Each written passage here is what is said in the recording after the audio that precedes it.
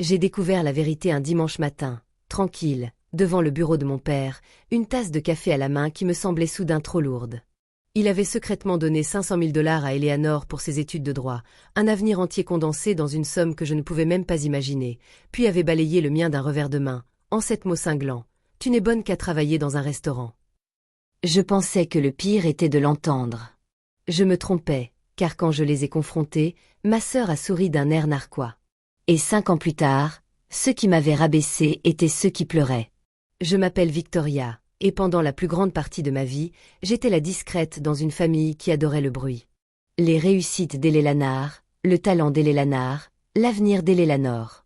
Si vous entriez dans notre maison en ville, vous le verriez sur chaque cadre qui tapissait le couloir, ses trophées de débat, ses certificats de mention, sa lettre d'admission épinglée sous verre. Les miennes étaient là aussi, un peu plus bas sur le mur, légèrement inclinées, comme si même les clous connaissaient la hiérarchie. Je n'étais pas jalouse. Du moins, c'est ce que je me répétais en nouant mon tablier avant chaque service au petit restaurant de Maple Street. J'aimais gagner ma vie par moi-même. J'aimais cette indépendance. Mais l'indépendance a une toute autre saveur quand tout le monde autour de vous considère votre vie comme un lot de consolation. Papa avait toujours parlé du potentiel d'Eleanor avec une fierté si éclatante qu'elle en projetait des ombres. Maman suivait son exemple, plus douce dans ses paroles, mais pas dans ses actes. Quand Eleanor avait un B+, elle avait droit à un discours d'encouragement sur l'excellence. Quand j'avais des A partout en jonglant avec 2 emplois à temps partiel, la réaction était un sourire tiède et un rappel à l'ordre, restez pragmatique. Pragmatique comme si c'était une cage que je devais décorer et dans laquelle je devais vivre tranquillement. Pourtant, il y avait des moments où je me persuadais que ce n'était pas du favoritisme. Ces dîners de famille où maman me demandait comment s'était passée ma journée, même si elle oubliait les détails quelques instants plus tard. Les fêtes où papa me serrait dans ses bras une seconde de plus que d'habitude. Les tentatives occasionnelles d'Eleanor pour m'intégrer à son monde de manucure impeccable et de photos parfaites. Ces miettes d'affection me laissaient espérer qu'un jour les choses changeraient. La seule personne qui me voyait vraiment, cependant, était Tante May. Sa maison embaumait la lavande et les vieux livres, et la lumière du soleil, filtrant à travers ses fenêtres, semblait toujours plus douce. Elle me regardait comme personne d'autre, m'écoutant au lieu de me comparer, me posant des questions au lieu de supposer. Quand le poids d'être la fille négligée pesait trop lourd sur mes côtes, je finissais sur son canapé avec une tasse de thé fumante et son doux rappel que certaines racines s'enfoncent profondément sous terre. Mais ne savait pas à quel point la maison était étouffante le matin précédant le basculement. Papa était dans son bureau depuis des heures. La porte s'entr'ouvrit juste assez pour laisser échapper sa voix. Maman se tenait à proximité, tripotant une pile de factures et hochant la tête en signe d'approbation. Je n'essayais pas d'écouter en passant. C'est arrivé comme ça. Une phrase, puis une autre, et soudain, le sol se déroba sous mes pieds. Pendant 22 ans, j'avais avalé le doute comme un médicament, amer, nécessaire, anesthésiant. Mais ce matin-là, en entendant ces mots, le doute s'est dissipé. La vérité était crue, implacable. Il ne croyait pas en moi. Il n'y avait jamais cru. Et le pire, ce n'était pas de m'en rendre compte. C'était de réaliser avec quelle facilité il l'avait dit. Je n'avais pas l'intention de m'arrêter à nouveau devant le bureau, mais quelque chose dans le ton de mon père m'a frappé. Une certitude m'a ramené en arrière comme un crochet planté dans le dos.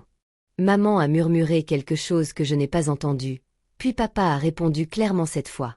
On ne peut pas financer les deux. Le programme de droit dès l'année doit être prioritaire. Victoria, elle s'en sortira très bien au restaurant.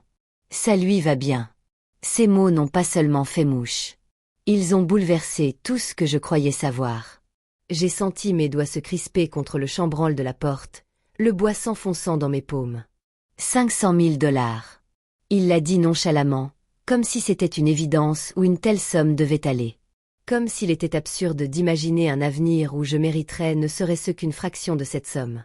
La réponse de maman flottait dans l'air, faible et hésitante.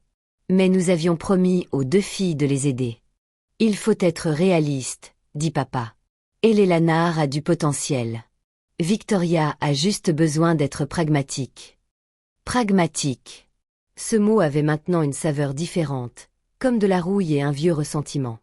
Je reculai, essayant de respirer malgré le martèlement dans mes oreilles.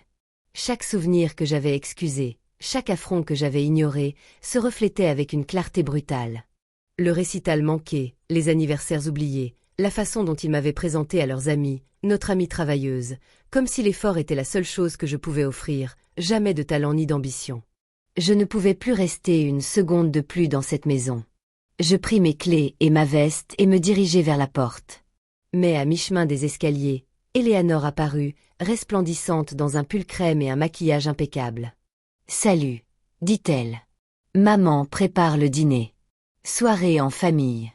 Tu te souviens de la soirée en famille ? » La blague était presque évidente. Ne me sentant pas bien, je parvins à la dépasser. « Attends, » ajouta-t-elle en plissant les yeux. « Ça va ? Tu as l'air contrarié. »« Je vais très bien, » dis-je. « Parfaitement, en fait, comme toi. » Elle tressaillit, confuse, son visage se figeant. Qu'est-ce que ça voulait dire ? Je ne répondis pas. Je franchis la porte d'entrée et respirai l'air frais, la poitrine serrée à l'extrême. La voix de papa résonna derrière moi. « Victoria, reviens ici immédiatement. » Je me retournai et les vis tous les trois encadrés par la porte, comme un portrait dont je n'avais plus ma place. Quelque chose en moi se brisa. Pourquoi ? Ma voix tremblait, mais elle ne flancha pas. Pour que vous puissiez encore me dire que je ne vaux pas la peine qu'on s'investisse en moi, qu'Éléanore mérite tout et que je ne mérite rien. Les yeux de maman se remplirent de larmes. Ma chérie, tu as mal compris. Non, dis-je. Pour une fois, j'avais parfaitement compris. Éléanore s'avança, les mains à demi levées, comme pour me réconforter. Vic, voyons, sois réaliste. Ce sourire en coin, si petit, si sûr de lui, c'était comme jeter de l'huile sur le feu. Réaliste, ai-je répété. Bien sûr. Le visage de papa s'édurcit. Tu te comportes comme une enfant. J'ai ri d'un rire si sec qu'il aurait pu couper. Enfantine de vouloir les mêmes chances que tu lui avais offertes. Silence. Lourd. Définitive. Tu devrais peut-être partir, a dit papa. Oh, je vais partir. J'ai dit que j'en avais assez de jouer le rôle que tu m'avais écrit. Tandis que je m'éloignais en voiture, une pensée s'est imposée avec une clarté terrifiante. S'il ne voulait pas me donner d'avenir, j'en construirais un auquel il ne pourrait jamais toucher. Je me suis retrouvée chez tante mais ce soir-là, les mains encore tremblantes, assise à sa table de cuisine. L'endroit sentait toujours la lavande et le sucre chaud, une odeur de sécurité. Mais n'a rien demandé au début. Elle a simplement versé de la tisane à la camomille dans ma tasse préférée, celle dont le bord était écaillé de peinture bleue. Ton père a appelé, a-t-elle fini par dire en s'installant sur la chaise en face de moi. Il pense que tu es déraisonnable. J'ai laissé échapper un rire forcé. Avait-il mentionné que j'étais apparemment condamnée à travailler dans un restaurant pendant qu'Éléanore empochait un demi-million de dollars et une carrière d'avocate ? Le regard de May s'édurcit. Non, il avait omis ce détail. Un coup à la porte m'a fait sursauter. Mais a posé une main apaisante sur mon épaule avant d'aller ouvrir. La voix de maman est parvenue jusqu'à moi, suppliante et tremblante. S'il te plaît, mais, il faut qu'on lui parle. J'ai fixé mon thé, dont les ondulations frémissaient au rythme de mon pouls. Quand maman est entrée dans la cuisine, elle paraissait plus petite que jamais. Victoria, a-t-elle murmuré. Ton père ne pensait pas. Il pensait chaque mot. Je me suis levée. Il l'a toujours fait. Maman a fait tourner son alliance. Si seulement on pouvait s'asseoir ensemble, en famille. On n'est pas une famille, ai-je dit. On est le pilier d'Éléanée. Je suis son plan B, mais revint, son expression se durcissant. Linda, assieds-toi. Maman obéit, surprise par la fermeté de sa voix. Mais ouvrit un tiroir et en sortit une épaisse enveloppe. Elle me la tendit. J'attendais le bon moment. Je suppose que ce moment est arrivé. À l'intérieur se trouvait un relevé bancaire, un compte à mon nom avec un solde vertigineux. Des dizaines de milliers de livres sterling économisés au fil des ans. J'ai créé ce fonds à ta naissance, dit mais doucement. Je savais comment tes parents fonctionnaient. Je voulais que tu aies le choix. Maman pâlit. Mais, tu n'en avais pas le droit. J'en avais parfaitement le droit, rétorqua May. J'ai vu comment tu as tout donné à Éléanore pendant que Victoria se battait pour quelques miettes d'attention. Je retins mes larmes. Pourquoi ne me l'as-tu pas dit plus tôt? Parce que j'espérais qu'il prendrait la bonne décision sans que j'intervienne, répondit-elle. Visiblement, c'était une erreur. Le poids de l'enveloppe se fit sentir dans mes mains, lourde promesse. Ils vont essayer de me forcer à le partager avec Éléanore, murmurai-je. Elles peuvent essayer, dit May. Mais le compte est entièrement à ton nom. Pour la première fois depuis mon départ de chez moi, une lueur d'espoir s'est allumée en moi. Mais elle était mêlée de colère. La colère de ce qui aurait pu être, la colère de toutes ces années passées à croire que je n'étais pas à la hauteur. Que faire maintenant? Demandai-je. Ce que tu veux, répondit May. Mais si je peux me permettre un conseil, commence par ce diplôme en commerce dont tu as toujours rêvé. Construis quelque chose qui t'appartienne. Et c'est ce que je fis. 3 mois après le début de mon premier semestre, je jonglais entre les cours, les petits boulots et une détermination farouche à me reconstruire. C'est alors que May m'appela d'une voix étranglée. Victoria, il s'est passé quelque chose. Le petit ami d'Eleanor, Lucas, a été arrêté, et ils enquêtent sur son implication. Le passé s'effondrait. L'avenir se transformait. Et cette fois, ce n'était pas moi qui m'écroulais. Quand May m'annonça l'arrestation de Lucas, je restai figé au milieu du centre étudiant. Mon café refroidissait entre mes paumes. Le campus bourdonnait autour de moi.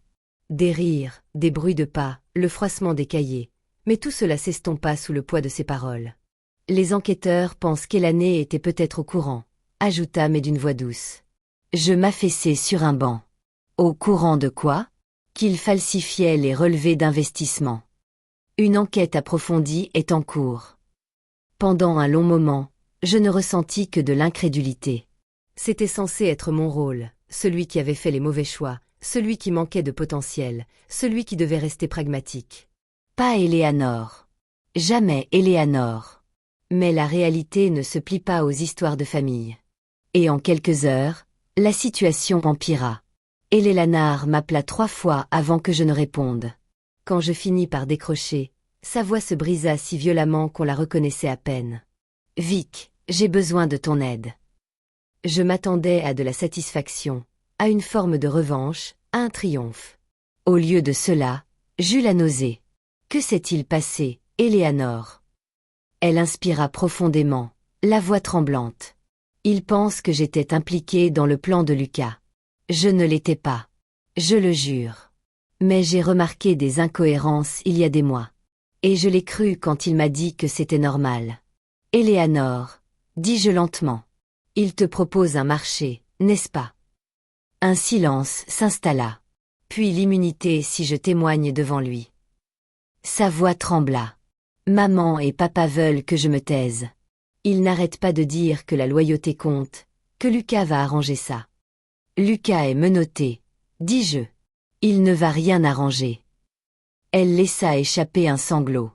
S'il te plaît, je ne sais pas quoi faire. J'ai besoin de toi. Je pressai mes doigts contre mon front. 5 ans plus tôt, elle m'avait souri d'un air narquois et m'avait dit d'être pragmatique. Elle avait l'air de quelqu'un dont le monde s'était effondré. « Quand as-tu rendez-vous avec le procureur ?» demandai-je. « Demain matin. Tu viens ?» J'hésitai. Non pas que je ne connaisse pas ma réponse, mais parce que j'en comprenais toute la portée. « Oui, dis-je. J'y serai. » Le lendemain, j'ai vu Éléanore entrer dans le bureau du procureur, les mains tremblantes. Je suis resté dans le hall, le cœur battant la chamade, sachant qu'elle franchissait une limite irréversible. Quand elle est ressortie, son visage était blême, mais plus assuré. « C'est fait », a-t-elle murmuré. Je leur ai tout raconté. J'ai acquiescé. Bien. Mais ce n'était pas fini. Une semaine plus tard, papa a appelé. « On va avoir besoin de ton aide pour les frais d'avocat d'Éléanore », a-t-il dit d'un ton désinvolte, comme s'il demandait du sucre. J'ai failli rire. Presque. Tu plaisantes. On est ses parents, a-t-il dit fermement. On doit protéger son avenir, non? Cet avenir dans lequel tu as déjà investi un demi-million de dollars. Silence. Un silence froid et glacial. Tu dois de la loyauté à cette famille, Victoria. Non, ai-je répondu. Je ne vous dois rien. J'ai raccroché. Mais papa n'en avait pas fini. Il est arrivé sur mon campus 2 jours plus tard. Maman le suivait de près, telle une ombre qui s'estompe. Éléanore n'était pas avec eux. Il faut qu'on parle, a dit papa. Je n'ai pas le temps. Trouve-en un. J'ai croisé les bras. Que veux-tu? Il a redressé sa veste. Ton héritage. Il faut que ta part du fonds familial soit transférée pour aider Élanée à stabiliser sa situation. Je l'ai fixée, abasourdi. Ma part, ai-je répété. Celle dont tu as fait en sorte que je ne profite jamais. Celle qui ne m'était pas destinée. Maman s'est avancée. Victoria, ma chérie, s'il te plaît. C'est ta sœur. Moi aussi, ai-je dit, sauf quand c'est important. Papa a serré les dents. Tu t'emportes. Tu ne te rends pas compte de la gravité de la situation. Non, ai-je répondu. C'est toi qui ne te rends pas compte de ma gravité. Je me suis retournée pour partir, mais une voix familière m'a appelée. Vic, Élanée. Elle s'est approchée lentement, les yeux cernés par la fatigue. Je ne leur ai rien demandé, a-t-elle dit. Je leur ai dit de ne pas le faire. Ils n'écouteront pas. J'ai secoué la tête. Ce n'est pas à toi de les arrêter. Elle a dégluti difficilement. Je sais que je ne mérite pas ton aide. Je sais ce que j'ai dit ce soir-là. Mais tu avais raison sur toute la ligne. Papa s'est hérissé. Éléanore. Non, a-t-elle dit sèchement. Arrête. Arrête de faire semblant que c'est pour mon avenir. C'est pour ta réputation, pour ta peur. Je l'ai fixé du regard. Vraiment fixé. Et pour la première fois depuis des années, j'ai vu une fissure dans sa carapace dorée. De la vulnérabilité. Des regrets. Elle m'a regardé. Si tu dois m'aider, fais-le par envie. Pas parce qu'il l'exige. Je ne lui ai pas répondu sur le moment. Mais j'ai pris une décision. Une décision qui a commencé par un appel à mai et qui s'est terminée par nous trois, Éléanore, Grant et moi, assis dans une salle de conférence d'un bureau neutre du centre-ville, l'air chargé d'anticipation. Sur la table se trouvait le dernier cadeau de mai, une clé USB, un dossier de résumé imprimé et des preuves accumulées tout au long de sa vie. Papa et maman entrèrent avec leur avocat, l'air confiant. Cette confiance s'évapora dès que Grant baissa la lumière et projeta le premier document. C'était un récapitulatif des paiements, des montants arrondis qui reliaient la société de papa à des comptes écrans. Certains étaient liés à Lucas, d'autres à Éléanore, et d'autres encore, de façon troublante, à moi. Papa se leva d'un bond. « C'est absurde !» s'écria-t-il. « Non, dis-je calmement. C'est pour ça que vous nous avez utilisés. » Grant passa à l'image suivante, des enregistrements audio. La voix de papa évoquant des dissimulations financières. Celle de maman acceptant de détourner l'attention. Le nom d'Élanée mentionné comme bouclier. Le mien comme plan B, maman éclata en sanglots. Papa se décomposa. Notre proposition est simple, dis-je. Vous quittez l'entreprise discrètement. Vous nous transférez la direction opérationnelle, à Éléanore et moi. Vous prenez votre retraite. Aucune révélation publique, aucune poursuite judiciaire. La voix de papa se brisa. Vous ne pouvez pas faire ça. Vous êtes nos filles. Pendant des années, je vous ai dit que vous nous traitiez comme des objets. Aujourd'hui, c'est nous qui décidons de notre valeur. L'avocat leur chuchota frénétiquement. Maman sanglotait, le visage enfoui dans ses mains. Papa regarda Éléanore. S'il te plaît, c'est toi la responsable. Tu ne nous trahirais pas comme ça. La voix d'Éléanore tremblait, mais elle se tenait droite. C'est toi qui nous as trahis en premier.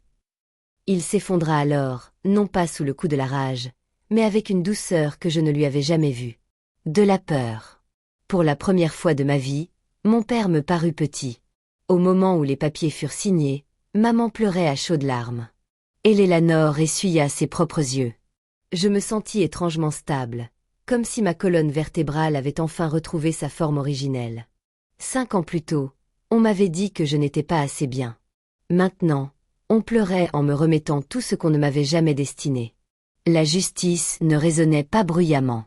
Elle était silencieuse, pure, comme une bouffée d'air après des années sous l'eau. Quand la poussière est enfin retombée, la transition s'est faite en douceur. Papa et maman ont déménagé dans une autre ville. Leurs noms effacés de tous les documents et ordres du jour. Pas de gros titres, pas de scandale, juste une absence, nette et complète.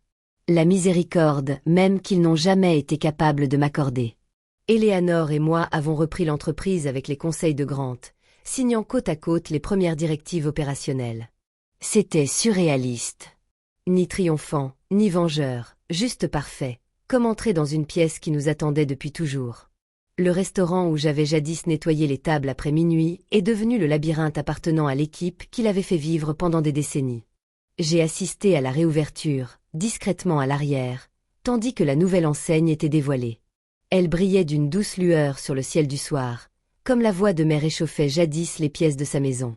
Eleanor s'est reconstruite lentement et honnêtement, et pour la première fois, nos conversations n'étaient plus empreintes de comparaison, juste des sœurs qui prenaient un nouveau départ.